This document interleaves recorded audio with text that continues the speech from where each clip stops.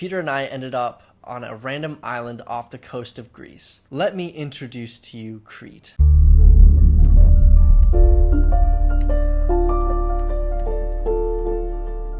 Crete is a Greek island, 99 miles from the Greek mainland. And considering it's an island, it's very large. Well, number 88th largest island in the world, in case you wanted to know. Our means of transportation to Crete was actually really exciting. We decided we actually wanted to book a ferry because, I mean, why wouldn't you want to take a boat across the Mediterranean Sea? That is, I believe, the ferry we are going to be going on. We need to get to the port, and we don't actually know where it is, and our data's not working, so we're just kind of going on a little stroll. And we were expecting it to be some like crappy boat, but when we walked in, it was like this beautifully furnished boat.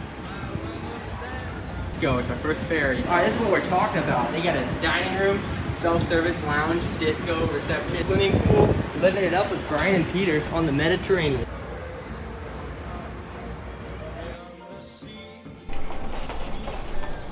Behold, Athens. We definitely boarded the wrong boat. This is way too nice to be a ferry. I paid like $30 for this. We found a Greek Orthodox chapel on the boat itself. So the carving on this is really cool because it's meant to represent the Ark of the Covenant. So we finally made it to Crete, absolutely sleep deprived. After a long ferry ride, a very uncomfortable sleep. It was terrible, but we actually made it to Crete. Creek. I keep on saying creek. Brian would roll over and his toe would tap my toe, and I would just like sit up in bed. Right, is that a dingo? It's a wild dingo. While I was editing, I realized there was a gap in the storyline. We took a ferry into a city called Heraklion, but that's not where we were staying. We actually had to take a bus from Heraklion to Chania, which is a 4-hour bus ride west. We missed our bus in order to go to mass, and so we were stuck in a city that we weren't supposed to be in for one night, because we had to wait for the other bus, which wasn't until the next day. So we decided to ball out. We just arrived to Heraklion via a ferry. We booked ourselves a 5-star hotel. Welcome to Heraklion. Just got here, got to the hotel.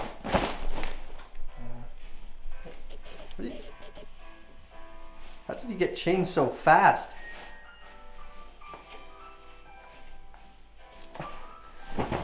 Bro, they got a flat screen TV in here.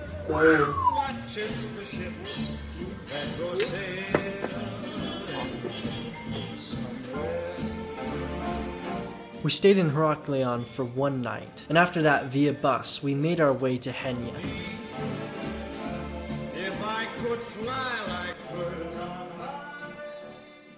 And then when we finally arrived in Chania, it was absolutely beautiful. This is my favorite place on planet Earth.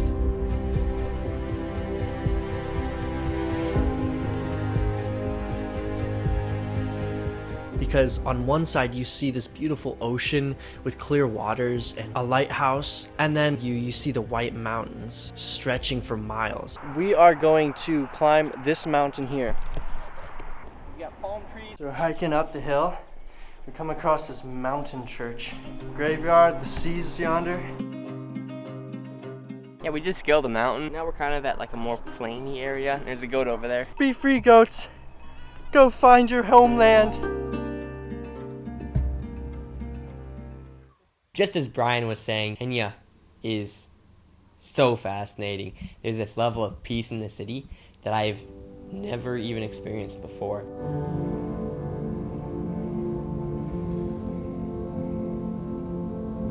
But I need to make myself a presentable and acceptable sacrifice unto the Lord.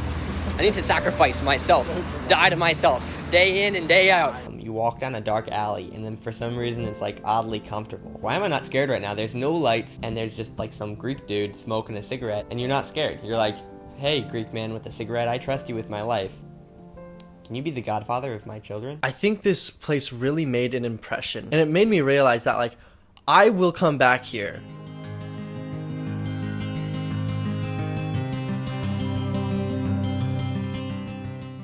I have never been so happy to eat food before. Every single day you just eat new food, and it's a great experience, and my tongue is being challenged in all of these ways. It's like I've never tasted black pepper prepared in this particular way before, but it's great. The other thing too is that we're eating all of these great foods and we're under budget. Kisses! Great man! Thank you! Great man to the rescue! We got ourselves some great crepes at a great discounted rate. Great crepes! Great crepes! Coming to Crete, it made me realize, like, this is why I'm traveling, is to find little corners of the earth like this that I had no idea existed, and meeting people that I would never have met otherwise. This is our UK friend, Lee. He's from Birmingham, right? Birmingham. Yeah, that's right. So if you want to give us a demonstration of your British accent, that would be phenomenal. My British, I've had a little bit to drink, so my British accent is a little bit different to where I was brought up, in Birmingham. It really makes me realize how much life is truly a gift. Challenge yourself and go out and find adventure. There's no way back up. So this is our option. Watch this.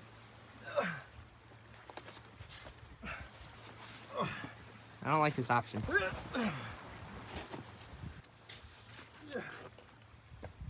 It's interesting that the juxtaposition to all this is that, like, even though I was in Crete, I still missed home. And I think that's what makes everything so much more dynamic, is that as I'm seeing these beautiful places on earth, I'm realizing the beauty of my hometown, which I kind of had a vendetta towards because, you know, no one could like your own hometown. Everything I loved about this island, the culture, the food, the atmosphere, the scenery, is exactly how I thought that I would enjoy this entire trip across Europe.